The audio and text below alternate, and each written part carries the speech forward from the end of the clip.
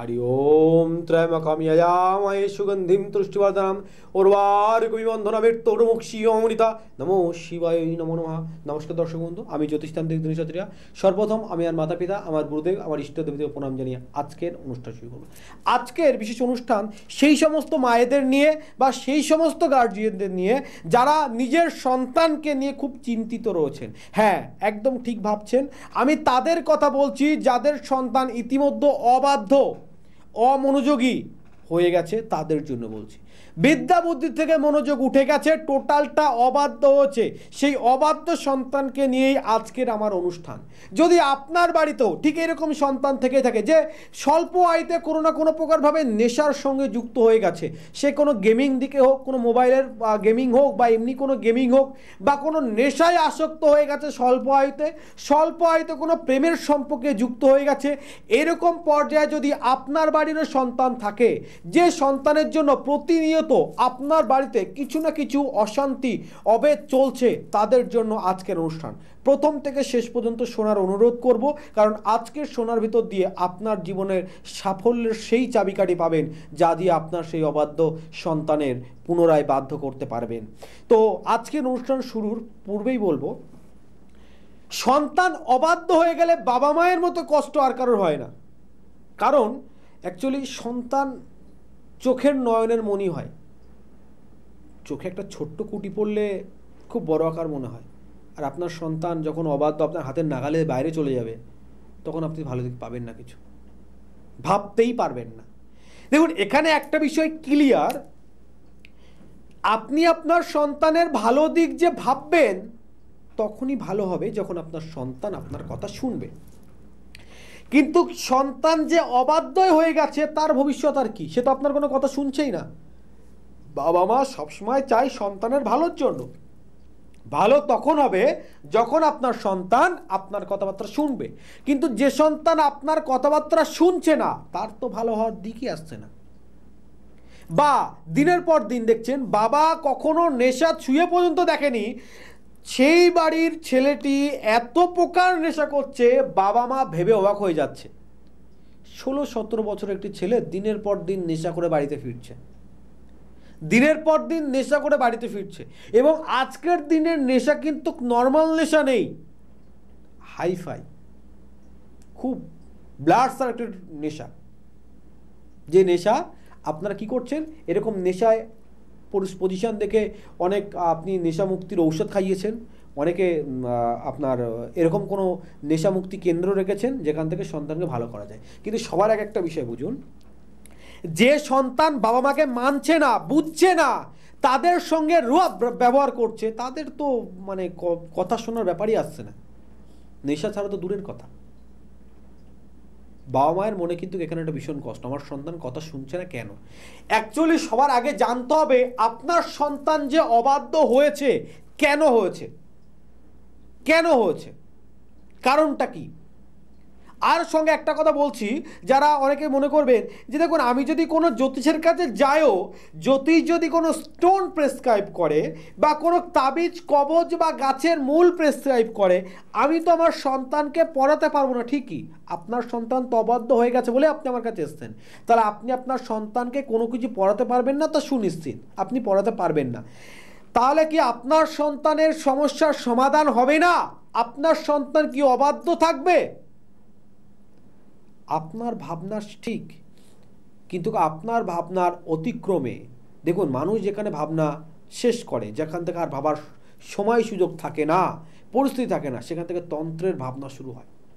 তন্ত্রে আমি যে ক্রিয়া করি, বিশেষ কামাক্ষার মায়াঙ্ক তন্ত্র, যে মায়াঙ্ক তন্ত্রে উইদাউট রেমেডিতে আপনার ছেলেকে কোনো রেমেডি দেয়া ছাড়াও বিশেষ চালান ক্রিয়ার এই মায়াঙ্ক ক্রিয়ার পদ্ধতিতে আপনার সন্তানকে পুনরায় আপনার বাধ্য করা সম্ভব। পুনরায় আপনার বাধ্য হবে, আপনি যা বলবেন তাই শুনবে, আপনি যা বলবেন প্রত্যেক কথা শুনে মেনে চলবে। কোনো প্রকার তাকে রেমেডি তাবিজ কবজ দেয়া হবে না। সেটা ছাড়াও দিলেও দেখুন, এমন একটা পর্যায়ে থাকে, কিছু কিছু ছেলে মেয়ে থাকবে, দেখবেন বাবা মা সেই সময় যা বলছে শুনছে, পরক্ষণে গিয়ে ভুলে যাচ্ছে। তা আপনি সেই সময় শুনিয়ে বুঝিয়ে আপনি একটি পান্না কিনে পরিয়ে দিলেন, একটি মুক্তা কিনে পরিয়ে দিলেন, অর্থ ব্যয় করলেন, যখন রাগ হলো খুলে ফেলে দিল, কোনো লাভ হলো? নিশ্চয়ই নয়।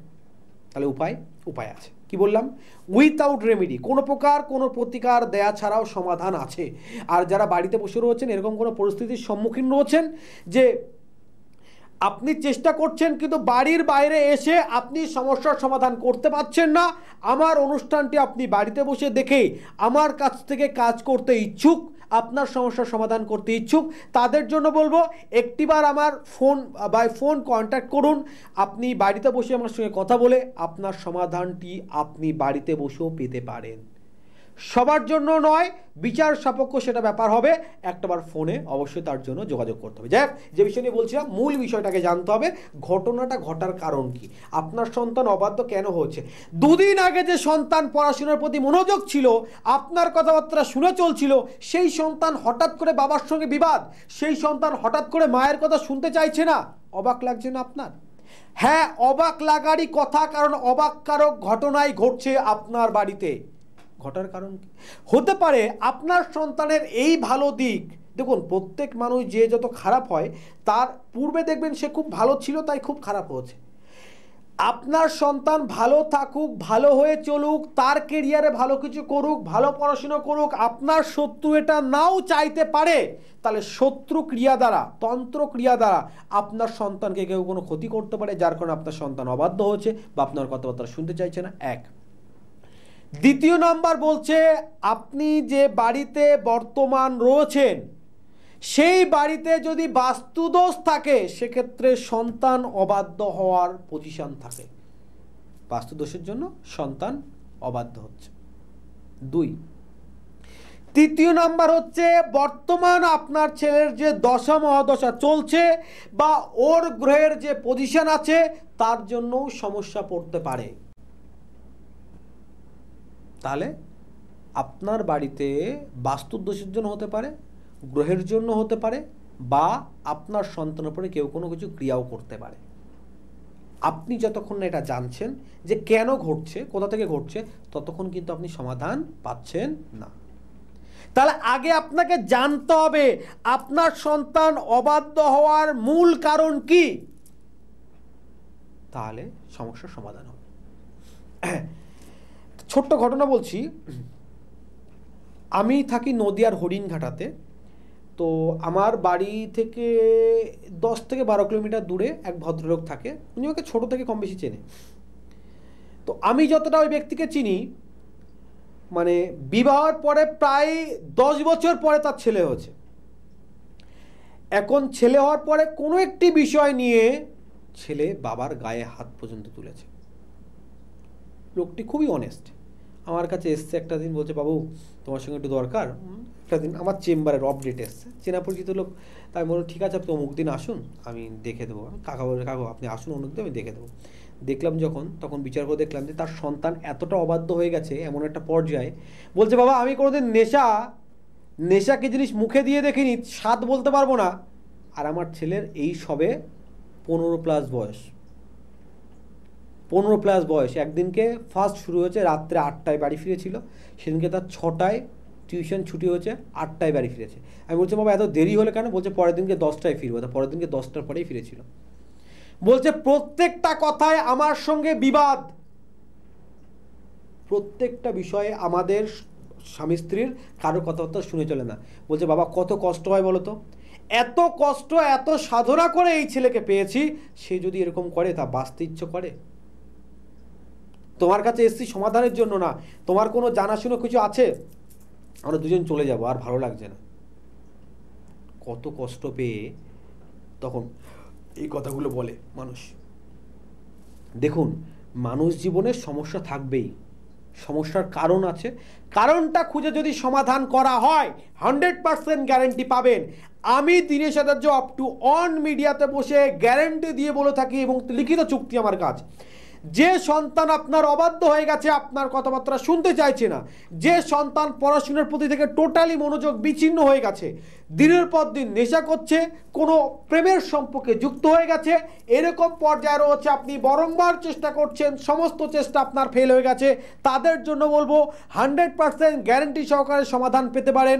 আপনার সন্তান পুনরায় আপনার বাধ্য হবে, আপনার সন্তান পুনরায় এডুকেশনের প্রতি মনোযোগ আবার তৈরি হবে, আপনার সন্তান পুনরায় দেখবেন সেই সমস্ত নেশা থেকে বেরিয়ে আসছে, বাজে সঙ্গ থেকে বেরিয়ে আসছে, বা সে তার যে সম্পর্ক সেই সম্পর্ক থেকে বা কোনো প্রেমের সম্পর্ক থেকে বেরিয়ে আসছে, স্মুথ লাইফ জীবনযাপন করছে।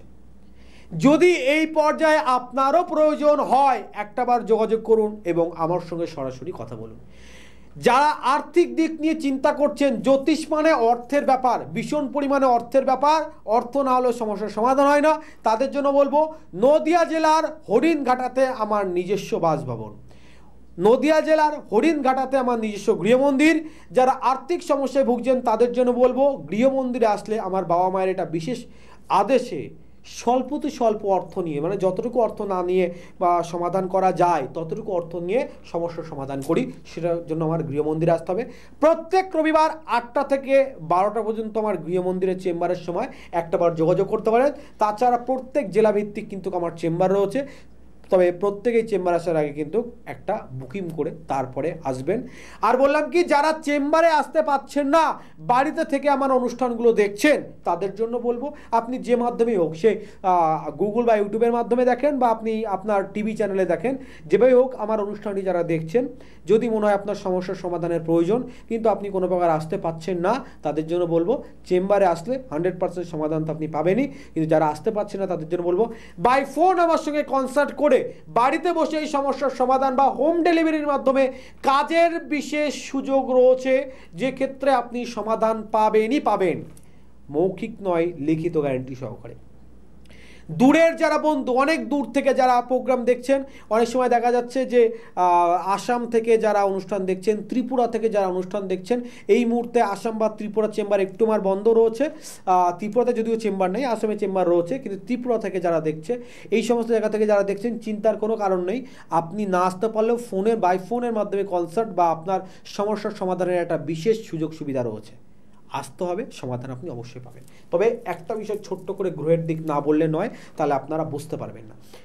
বলছে কোনো জাতক বা জাতিকার ক্ষেত্রে, বিশেষ করে আজকের দিনে যেটা হয়, দেখবেন আপনার ছেলেটি বা আপনার মেয়েটি সকালবেলা ঘুম থেকে উঠতে চাইছে না, একটা লেজি ভাব তার ভিতরে বিরাজ করছে, করছি করব হচ্ছে হবে তার ভিতরে বিরাজ করছে। কোন গ্রহের প্রভাবে হয় না? চন্দ্র গ্রহের প্রভাবে। বলছে কোনো জাতক বা জাতিকার ক্ষেত্রে চন্দ্র গ্রহের অবস্থান যদি ভালো পর্যায়ে না থাকে, চন্দ্র গ্রহের অবস্থান ভালো নেই, সেক্ষেত্রে সেই জাতিকা দেখবেন একটা লেজি ভাব, চন্দ্রগ্রহের জন্য লেজি ভাব, আলসেমি কুড়ে ভাব তার ভিতরে বিরাজ করছে। তার সবসময় ভিতরে একটা চঞ্চলতা, যখন রেগে যাচ্ছে তীক্ষ্ণ মেজাজি, ভয়ঙ্কর যদি, আবার যখন রাগ টানে তখন দেখছেন আফসোস করছে, আমি এটা করেছি, কেন এটা বললাম, কেন এটা করলাম। কিন্তু যখন করছে তখন কোনো প্রকার বুঝতে চাইছে না। এই ধরনের প্রবলেম যাদের রয়েছে তাদের বুঝে দিতে হবে কিন্তু চন্দ্র গ্রহের ডিস্টার্ব। তেমন বলছে রাহু গ্রহের ডিস্টার্ব যদি থাকে, রাহু মঙ্গল শনি বা রাহু মঙ্গল কেতু একসঙ্গে অবস্থান করলে প্রবল পরিমাণে সঙ্গ হয়। আজকের দিনে ম্যাক্সিমাম বাবা মায়ের কাছে এটা শোনা যায়, আমার ছেলেটি খুব ভালো কিন্তু সঙ্গ দোষে পড়ে নেশাগ্রস্ত হয়ে গেছে, সঙ্গ দোষে পড়ে পড়াশোনা করতে চায় না, সঙ্গ দোষে পড়ে কোনো না কোনো প্রেমের সম্পর্কে যুক্ত হয়ে গেছে। বিশেষ করে কি হয়, কিছু কিছু কম বয়সের মেয়েরা দেখা যাচ্ছে মানে একটা প্রেমের সম্পর্কে এরকম পরিমাণে লিপ্ত হয়ে যাচ্ছে, নিজের পড়াশোনার কেরিয়ার তো দূরের কথা, পরিবারের মান সম্মানের কথাও ভুলে যাচ্ছে। কি করবে কি হবে সেটা পর্যন্ত বুঝে পাচ্ছে না।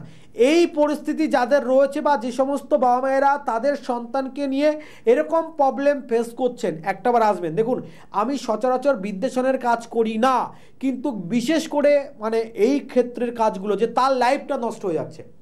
আপনার মেয়ে, বাচ্চা মেয়ে, তার 15, 16 কি 17 বছর বয়স, সে একটি মানে এমন কোনো সম্পর্কে যুক্ত হয়ে গেছে যা বাস্তবে রূপায়ণ করা যায় না, বা সেটা নিয়ে প্রচুর পরিমাণে আপনার মেয়ের লাইফে ডিস্টার্ব আসতে চলেছে।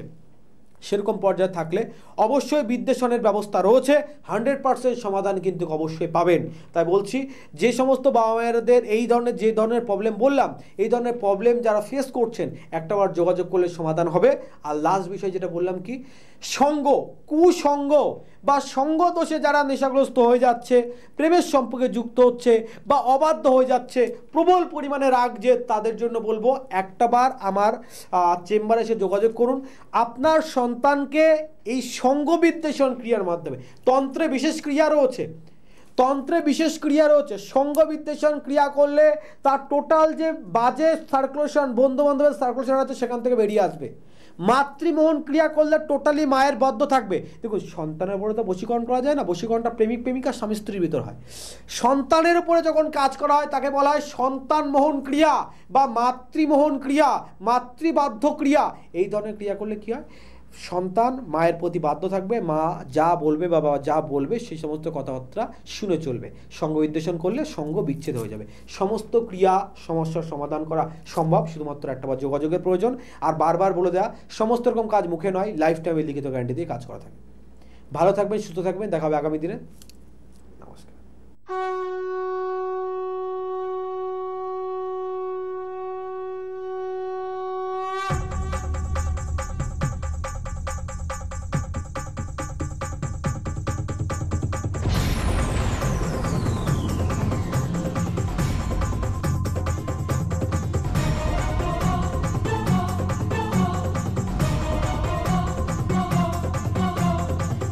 गिरिनन्दिनि नन्दितमेदिनि विश्वविनोदिनि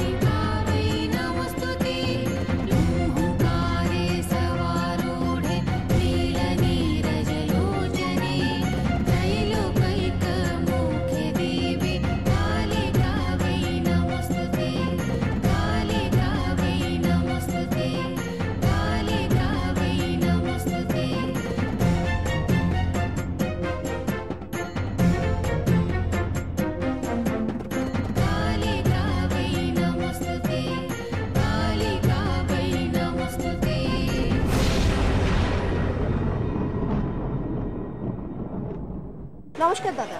হ্যাঁ বলুন। কোথা থেকে এসেছেন? আমি এসেছি আপনার হাওড়া ডিস্ট্রিক্টের বাগনান থানা থেকে। আচ্ছা, কতদিন ধরে আপনি আসছেন ওনার কাছে? আমি অনেকদিনই আসছি। আপনার হচ্ছে আমার ছেলে যখন 7-এ পড়তো, এখন তো 12-এ পড়ে, তখন থেকে যাচ্ছি। মানে 4-5 বছরের বেশি হয়ে গেছে। 5-6 বছর হয়ে গেছে। এই যে এই টানা এত বছর ধরে ওনার কাছে আসছেন, যারা আসতে পারেননি তাদের জন্য আপনি কি বলবেন? না, আমি বলুন উনি কাজ ভালো করেন, আসতে পারেন, এসে আপনি দেখতে পারেন। কারণ এই ব্যাপারটা সবাই তো বিশ্বাস করে না সেভাবে। এসে কাজ দেখলেই কাজ হলে তো বুঝতে হবে যে কাজ। না না, আপনি তো টানা 5-6 বছর ধরে আসছেন, আপনার বিশ্বাস কি বলছে? আপনার গলায় তো আমি সেই বিশ্বাসই পাচ্ছি না। হ্যাঁ হ্যাঁ হয়, কাজ হয়। ওনাকে আমার ব্যক্তিগত অনেক কাজই হয়েছে। আমার সেটা তো দেখে অনেক জোরের সাথে বলতে হবে যে আপনার কাজ হয়েছে। কাজ হয়েছে, অনেক আমাকে দেখে অনেকে এসেছে। আমি একজনের সঙ্গে এসেছি যে আমার কাজ নেই, আমার বন্ধু এসেছে। আচ্ছা, মানে আপনার কাজ হয়েছে দেখে আপনার বন্ধু এসেছে। এরকমভাবে অনেক চ্যানেল হয়ে আমার অন্য আমি একটা জায়গায় থাকি, আমি হচ্ছে বাগনান নর্থ সার্কেলের টিচার, আচ্ছা, প্রাইমারি স্কুলের। আপনার উপকার হয়েছে দেখে আপনার পরিচিত বন্ধু বান্ধব তারাও বন্ধু এখন আমার আসছে। আচ্ছা, অসংখ্য ধন্যবাদ।